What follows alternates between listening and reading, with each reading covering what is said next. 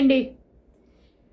జాతీయ, అంతర్జాతీయ రాజకీయాలు గనక మనం గమనిస్తుంటే చాలా మార్పులు జరిగినాయి అనిపిస్తుంది. ఈ 15, 20 సంవత్సరాలు 15, 20 సంవత్సరాల్లోపు చాలా పెద్ద పెద్ద మార్పులు జరిగినాయి.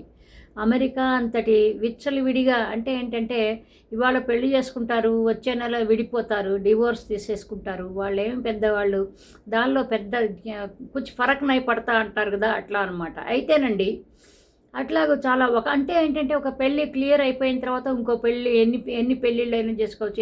ఎలిజబెత్ టేలర్ చేసుకున్నట్టుగా. సరే అయితేనండి, అట్లాంటి అమెరికా అలాంటి రాజ్యమే ఏం చేసిందంటే, అంటే ఏంటంటే ఇల్లిసిట్ రిలేషన్షిప్స్కి అవి అవి ఒక ఒక ఇంపార్టెన్స్ ఇవ్వనమాట. అంటే యాక్సెప్ట్ చెయ్యరు.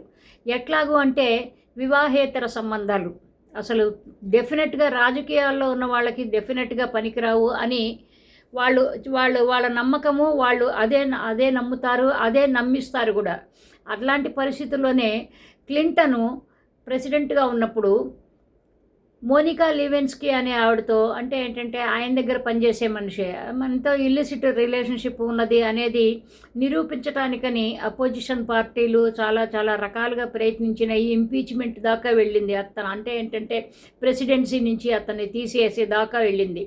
కానీ ఏంటంటే అతను ఏదో మధ్యలో హిల్లరీ క్లింటన్ అంటే ఆయన భార్య కలగజేసుకోండి, చాలా వరకు ఏదో మొత్తానికి రిపేర్ చేసుకున్నారు, జరగాల్సిన డ్యామేజ్ కంట్రోలింగ్ చేసేసుకున్నారు, అయిపోయింది. అంటే ఏంటంటే ఇలాంటి అక్రమ సంబంధాలు అమెరికా లాంటి దేశాల్లో కూడా ఉండకూడదు అనేది వాళ్ళ నమ్మకము. అదే దాని మీదే వాళ్ళు నడుస్తూ ఉంటారు. అయితేనండి, మన ఇండియాకి వస్తే గనక అది గుర్తుపెట్టుకోండి. క్లింటన్ విషయం ఎప్పుడో 20-25 సంవత్సరం క్రితం. అంటే ఇప్పుడు మళ్ళీ నేను 20-25 అంటే మీరు 20 అన్నారు, 25 కాదు 23. ఇట్లాంటి సన్నాసి కబుర్లు, సన్నాసి వాగుడు వాగితే నాకు చాలా తలనొప్పి వస్తుంది, చాలా చాలా చికాకు పుడుతుంది. అందుకని పిచ్చి వాగుడు వాగి కరెక్ట్ చేయడానికి మీ కాదులేండి. మీరు ఇవాళ ఇప్పుడు నేను ఎందుకు కరెక్ట్ చేస్తున్నానంటే, రాబోయే దానిలో మీరు కరెక్ట్గా మాట్లాడతారని. అంటే ఏంటంటే, ఇప్పుడు నేను నోరు మూసుకుని జాగ్రత్తగా చెయ్యి, లేకపోతే ఒళ్ళు దగ్గర పెట్టుకు చెయ్యి అన్నట్టుగా పిచ్చి వాగుడు వాగటం అనమాట. నాకు అవసరం లేదు. నేనేమి రెగ్యులర్గా ప్రొఫెషనల్ జర్నలిస్టుని కాదు. కాబట్టి నేనేదో మాట్లాడుతూ ఉంటాను. ఆ విషయం గురించి ఏ సంవత్సరం జరిగింది, ఎన్నేళ్ల క్రితం జరిగింది అనేది కాదు, విషయం గురించి మాట్లాడతానన్నమాట. అయితేనండి, అది అట్లా పక్కన పెట్టేసేసిద్దాం. క్లింటను అక్రమ సంబంధం అట్లా ఆ విషయం. ఇప్పుడు తర్వాత మోదీ గారు వచ్చారు. చాలా కాలం మోదీ గారు ఆయన బ్రహ్మచారి అని మనందరం నమ్మాము. కానీ ఆయన రెండోసారి అనుకుంటాను ఎఫిడవిట్లో పెళ్ళి అయింది అని ఒప్పుకున్నాడు. మూడోసారి కదా, రెండోసారి. అయితేనండి, అట్లాంటి పరిస్థితుల్లో ఏమైందంటే అప్పుడు తెలిసిందనమాట, వెలుగులోకి వచ్చింది. ఓహో, ఆయనకు కూడా ఒక భార్య ఉన్నది, భార్యతో ఉండటం లేదు, వాళ్ళు విడివిడిగా ఉంటున్నారు అనేది. అయినా కానీ చాలామంది ఏం చేశారంటే, అపోజిషన్ పార్టీలు దీన్ని ఒక రకంగా బూచిలాగా చూపించి చాలామంది ఆయన్ని మెలైన్ చేయటానికి, ఆయన్ని ఒక రకంగా ఆయన మీద మచ్చ వేయటానికి ట్రై చేశారు. ఎలక్షన్లో కుదరలేదు. సెకండ్ టైము ఆయన పిఎం అయిపోయాడు, అది వేరే విషయం. ఎందుకు చెప్తున్నానంటే, జనాలకి మనుషులు అందించే ఒక రకమైన ఫలితాలు కావాలి. కానీ ఇట్లాంటి వాళ్ళు ఎన్ని పెళ్ళిళ్ళు చేసుకున్నారు, లేకపోతే ఎంతమందితో ఎఫైర్లు పెట్టుకున్నారు, అట్లాంటివి కాదనమాట. అది ఏంటంటే, అతను ఏం చెప్తున్నాడు, ఏం చేస్తానని వచ్చాడు, ఏం చేయబోతున్నాడు, అందుకని అతని మాట మీద మాత్రమే నమ్మకం ఉంచి ఎన్నుకుంటున్నారు జనాలు. అయితే తర్వాత తమిళనాడు రాజకీయాల్లోకి వెళ్తే ఎంజి రామచంద్రను అసలు ఆయనతో చేసిన హీరోయిన్లందరితోనూ ముడిగట్టేసేసేసింది మొత్తం మీడియా అంతా కూడాను. రచ్చ అయిపోయింది. ఎంతమంది హీరోయిన్లు, కనీసం ఒక డజన్ హీరోయిన్లు ఉంటారు ఆయనతో. పర్మనెంట్గా ఏంటంటే జయలలితతో ఆయనకున్న ఒక రకమైన స్నేహానుబంధం కావచ్చు, అనుబంధం కావచ్చు, ఏదైనా సరే అది దాన్ని బట్టి అప్పుడు డిఎంకే పార్టీ కూడాను అట్లాగే ఆయన మీద రకరకాలుగాను ఇది చేశారు. తర్వాత జయలలిత ఎలక్షన్లో నిలబడినప్పుడు ఆవిడకి కూడాను ఏదో పిల్ల ఉన్నదని, అమ్మాయి నిజానికి అమ్మాయి లేదు, మనం ఆల్రెడీ మాట్లాడుకున్నాం. అమ్మాయి అనేది ఏమి లేదు, ఎవరు లేరు అమ్మాయికి ఆవిడకి. కానీ ఉన్నదని, జయలలిత అలాగే ఉంటుందని ఇవన్నీ కూడాను ఏవో చేశారు. కానీ ఏంటంటే అట్లాంటివి కూడా వాళ్ళు ఏం నమ్మలేదు. నమ్మకుండా ఏం చేసేసారంటే ఆవిడని ఎన్నుకున్నారు మొదటిసారి ఎన్నుకున్న గురించి చెప్తున్నాను నేను.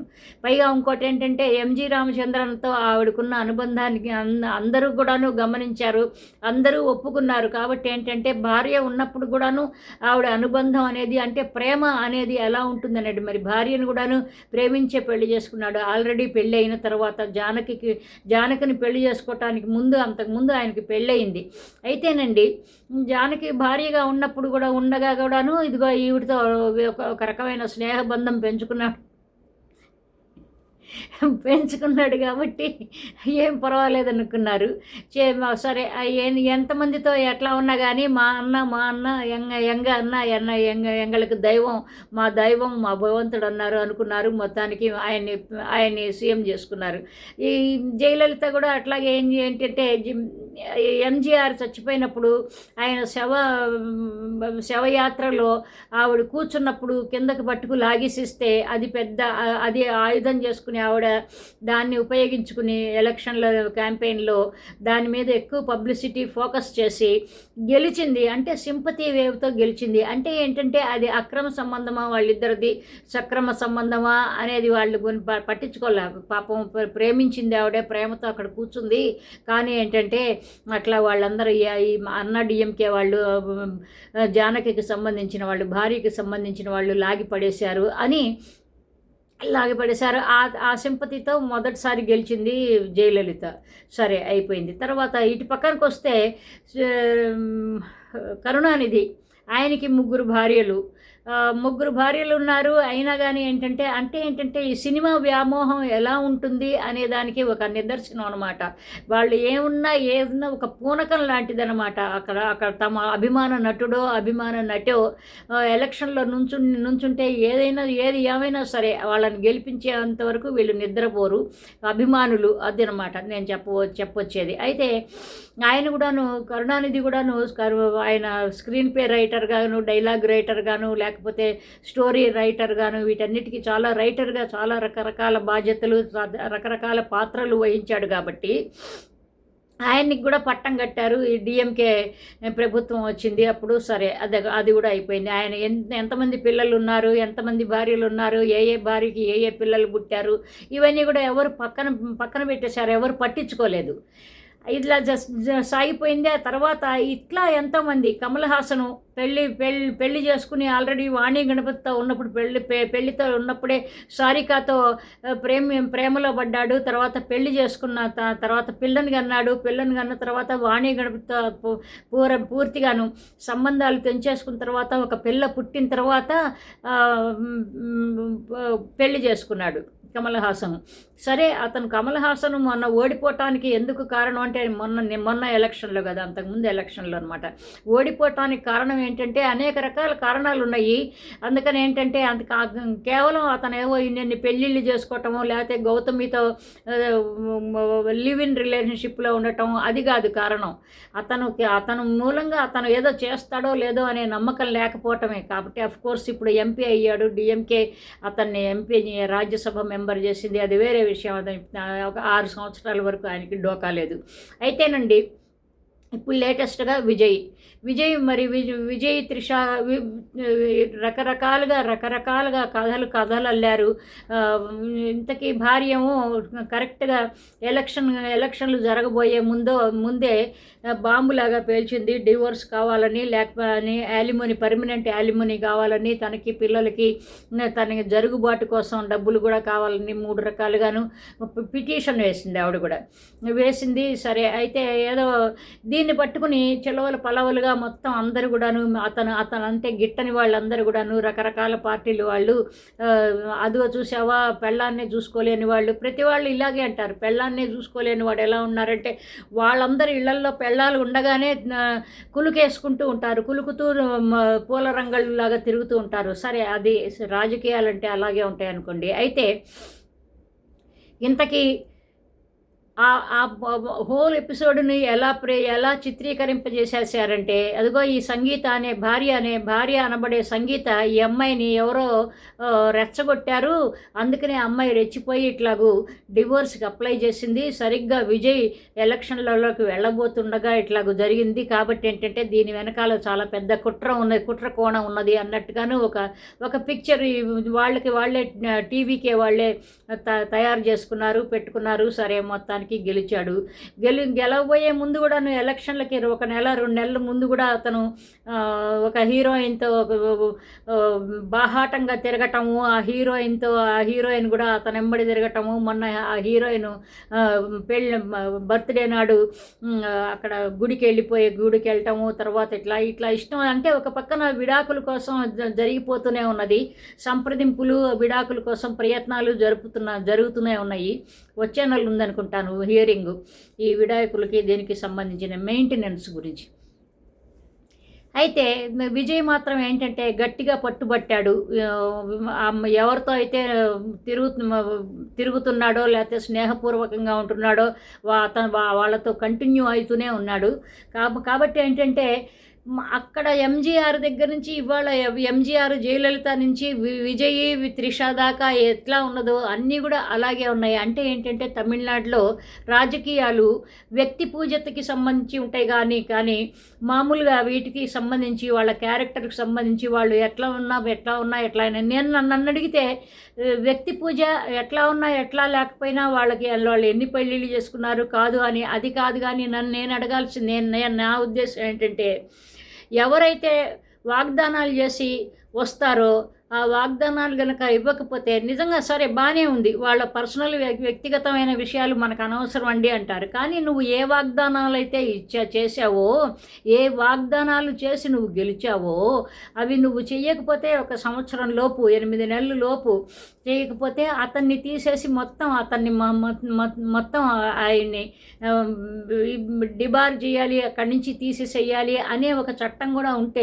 వస్తే బాగుంటుంది. అంతేగాని వాళ్ళ పబ్బం వాళ్ళు గడుపుకుని, రాజకీయ నాయకులు వాళ్ళ పబ్బం వాళ్ళు గడుపుకుని ఇది ఇట్లాగే ఉంటుంది, దొంగ వాగ్దానాలన్నీ చేసి తర్వాత సీఎం అయిన తర్వాత ఏమీ చేయకపోతే ఏంటంటే జనాలకి ఏమి చేయలేరు. 5 ఏళ్లలో ఎన్ని రకరకాల సంఘటనలు జరుగుతూ ఉంటాయి, మర్చిపోతూ ఉంటారు 5 ఏళ్ల క్రితం ఏం జరిగింది ఏంటి అనేది. అయితేనండి యాక్చువల్గా చెప్పాలంటే విజయ్ అనే అతను ఒక చాలా సాఫ్ట్ నేచర్ ఉన్నవాడు. అతను యాక్చువల్గా అతను ప్రేమించుకుని పెళ్లి చేసుకోలేదు. వాళ్ళిద్దరూ ఏదో బాగా తిరిగేసి పెళ్లి చేసుకోలేదు. ఆ అమ్మాయి సంగీత ఎవరైతే ఉందో అతనికి అభిమాని అన్నమాట. అయితే 96లో ఎక్కడో షూటింగ్ జరుగుతుంటే ఆ షూటింగ్ లొకేషన్కి వెళ్ళిపోయింది. వాళ్ళ సిస్టర్తో కలిసి వచ్చింది లండన్ నుంచి వచ్చి ఆ షూటింగ్కి వెళ్ళింది. విజయ్ ఇంప్రెస్ అయ్యాడు. ఇంప్రెస్ అయిన తర్వాత తల్లిదండ్రులు మా ఇంట్లో ఉన్నారు, వాళ్ళు ఫలానా అడ్రస్ ఇది, వాళ్ళు ఇంట్లోనే ఉన్నారు, అక్కడికి వెళ్ళి చూడండి, వాళ్ళని కలవండి అని అన్నాడు. అయితే అప్పుడు వాళ్ళు ఎట్లా కలవటం జరిగింది. 96లో జరిగింది. ఇట్లాగూ 90 ప్రతి సంవత్సరం అట్లాగూ రావటం మొదలుపెట్టింది వాళ్ళ సిస్టర్తో. ఈ అమ్మాయి సంగీత అంటే అభిమాన నటుడు అని. ఇది అమ్మాయి చూడటానికి చక్కగా ఉంటుంది, మంచిగా ఒక హుందాగా ఉంది, చక్కటి ఒక మంచి కుటుంబం నుంచి వచ్చింది, మంచి రిచ్ ఫ్యామిలీ నుంచి వచ్చింది, శ్రీలంకన్ తమిళియన్. కాబట్టి ఏంటంటే ఎస్ఏ చంద్రశేఖర్ అంటే విజయ్ తండ్రి ఎవరైతే ఉన్నాడో ఆయన కూడా చాలా మంచి సినిమాలు తీశాడు. ఆయన గురించి ఎప్పుడైనా మాట్లాడుకుందాం. మంచి చాలా సినిమాలు తీశాడండి. చాలా కొంచెము కఠినంగా మాట్లాడతాడు కానీ మంచివాడు, ఒక ఫ్యామిలీ మ్యాన్, చాలా మంచి ఫ్యామిలీ మ్యాన్. అసలు శ్రీరామచంద్రుడు కూడా అంత బాగుంటాడో లేదో మరి నాకైతే తెలియదు కానీ, అంటే ఏకపత్ని వ్రతుడు శ్రీరామచంద్రుడు గొప్పవాడు అంటారు కానీ అట్లాంటి వాడు అనమాట ఈయన కూడా. అది ఆయన గురించి మళ్ళీ ఎప్పుడైనా మాట్లాడుకుందాం. అయితే ఈ అమ్మాయిని చూసి ఇంప్రెస్ అయిపోయి, ఏమ్మా అయితే మా అబ్బాయిని పెళ్లి చేసుకుంటావా అని అడిగాడు ఆయన 98లో. 96, 97, 98 3 సంవత్సరాలు వరుసగా వచ్చింది. 3వ సంవత్సరం విజయ్ తండ్రి అడిగాడు అమ్మాయిని, మా అబ్బాయిని పెళ్లి చేసుకుంటావా అంటే చేసుకుంటానంది. అప్పుడు ఆయనే ఫిక్స్ చేసి పెద్దవాళ్ళతో మాట్లాడి అక్కడ లండన్లో చేశారు పెళ్ళి 98లో. తర్వాత 99లో ఇండియాలో చేశారు. ఎందుకు అంటే నేషనాలిటీ సమస్యలు వస్తాయి కాబట్టి ఇండియాలో కూడా రెండోసారి పెళ్ళయింది. సరే, అయితే అట్లాగనమాట. తర్వాత సరే పెళ్ళయింది. అంటే ఏంటంటే విజయ్ తల్లిదండ్రులకి అంత ప్రాధాన్యత ఇస్తాడు. అంటే ఏంటంటే ఒక ఒక ఒక అణకువ ఉన్న ఒక ఒబీడియంట్ సన్ను అని చెప్పటానికి అనమాట. ఆ అబ్బాయిలో ఏ విషయం ఏది తప్పు పట్టడానికి ఏం లేదండి. స్కూల్లో కూడా చాలా మంచి పేరుంది, చాలా మృదు స్వభావి. అతనికి 10 ఏళ్ళు వయసులో 3.5 సంవత్సరాల చెల్లెలు పోయిందనమాట, మరణించింది. దాంతో అతను చాలా మనసు బాగా వేదన పడిపోయాడు. చాలా మనసంతా కూడా గాయపడిందనమాట. అప్పటి నుంచి కూడా కోలుకోలేదు. సరే, అది అట్లా ఉంది. అబ్బాయి మాత్రం స్కూల్లో ఇంకోటి ఏంటంటే గాడ్లీ బాయ్ అంటూ ఉంటాడు. అంతే, అంత మంచివాడని అర్థం అనమాట, మంచివాడని. అట్లాంటి విజయ్ మరి ఒక హీరోయిన్ పట్ల ఎందుకు ఇంతగా ఏదైనా పిల్లలు పెద్దవాళ్ళు అయిపోయారు, మేజర్లు అయిపోయారు ఇద్దరు కూడాను. మరి ఎందుకు అతనంటే విడిగా ఉంటాడు, తల్లిదండ్రులతో ఉండరు. తల్లిదండ్రి అడయార్లో ఎక్కడో ఉంటారు విడిగా. అతను మాత్రం నీలాంగరైలో ఉంటాడు. అక్కడ పెద్ద ఒక 70-80 కోట్ల బంగ్లాలో ఉంటాడు. సరే, అయితే బాగుంది. సరే, అతను సినిమాలు, అతని గొడవలు, అతను కథలు వినటము, అవి ఇవో యాక్టివిటీస్ ఏవో ఉండుంటాయి. సరే, బాగానే ఉంది. అయితేనండి ఇట్లాంటి సందర్భంలో ఏంటంటే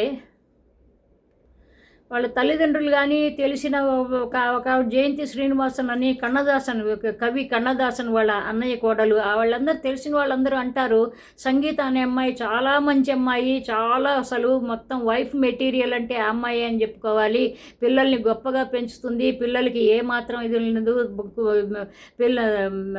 కుటుంబమే తనకి మొత్తం కంప్లీట్గా అంకితం అయిపోయింది.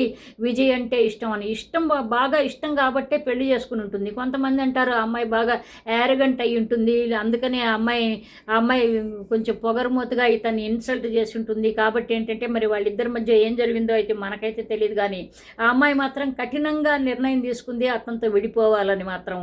కాబట్టి ఏంటంటే విడిపోవాలని కొంతమంది అంటున్నారు. విడిపోవటం కాదు, నువ్వు త్రిషతో ఉన్నా, మిషతో ఉన్నా, నిషాతో ఉన్నా, ఎవరితో ఉన్నా నేను నీతో ఉంటానని అని చెప్పింది అంటున్నారు. కానీ అది తప్పండి.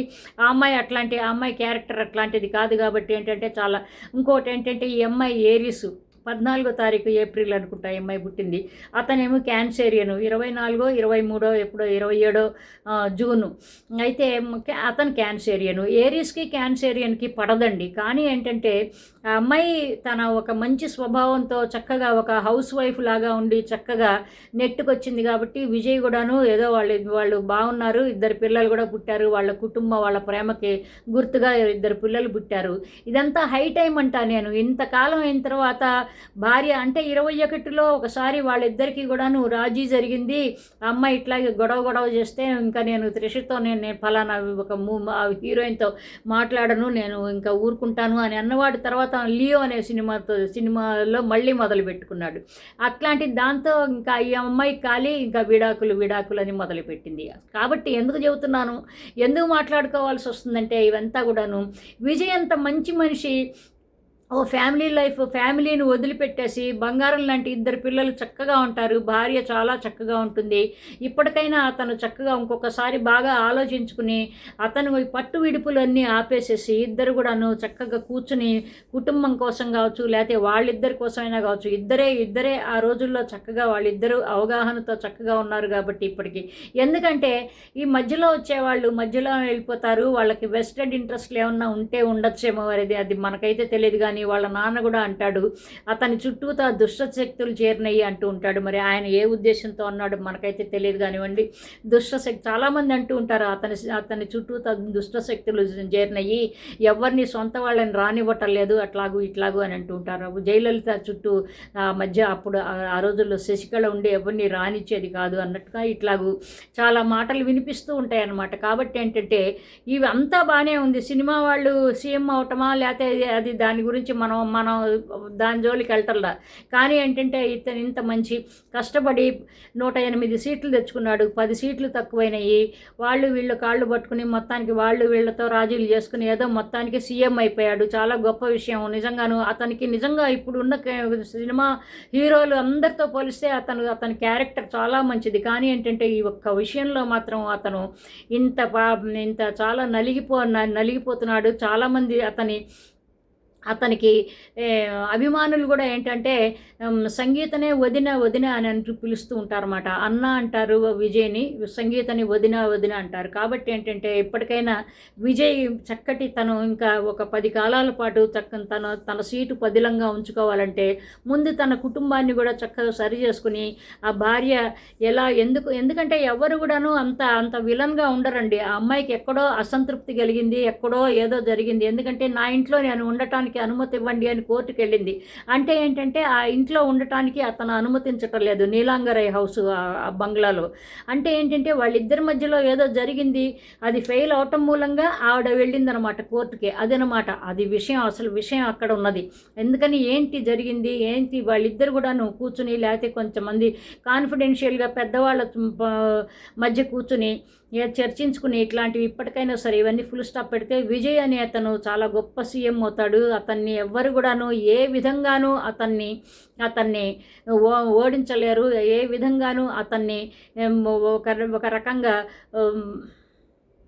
అతని మీద మచ్చ వేయలేరు. అతనికి ఏదో చంద్రుడికి ఏదో చిన్న మచ్చ ఉన్నది అన్నట్టుగా ఆ మచ్చ కూడా లేకుండా అయిపోయిందంటే అతనికి చుట్టుపక్కల ఉన్న దుష్ట శక్తుల్ని తీసేసి పిల్లలతో సరిగా ఉంటాడా లేదనేది కూడా తర్వాత పక్కన పెట్టేసేద్దాం. ముందు ఆ దుష్ట శక్తులు ఎవరెవరైతే ఉన్నారో వాళ్ళని దూరంగా పెట్టేసేసుకుని తర్వాత తను ఏం చేసుకోవాలో ఆలోచిస్తే తనకే అర్థమైపోతుంది. ఇది మాత్రం నేను ఖచ్చితంగా చెప్పగలుగుతాను అనమాట. కాబట్టి ఇంత మంచి నాయకుడు ఒక మాట అన్నాడు, నాకు చాలా మంచిగా అనిపించింది. నిన్న అతను స్పీచ్లో ఏం చేస్తే 3 సంతకాలు పెట్టాడు అతను సీఎం అయిన వెంటనే. ఆ 3 సంతకాలు అయిన తర్వాత ఒకటేనండి, ఒక మందులు ఈ లిక్కర్ని ఇరాడికేట్ చేస్తానన్నాడు. తర్వాత టీమ్స్ లాంటివి ఏవో చేస్తానన్నాడు. ఇంకా ఇట్లాంటివేవో ఇంకొకటి ఏదో చేశాడు, సంతకాలు చేశాడు. అయిన తర్వాత ఒక్క పైసా కూడా గవర్నమెంట్ది నేను తీసుకునే వాళ్ళని కూడా తీసుకోనివ్వను అన్నాడు. నాకు ఇది ఒక్కటే నచ్చింది.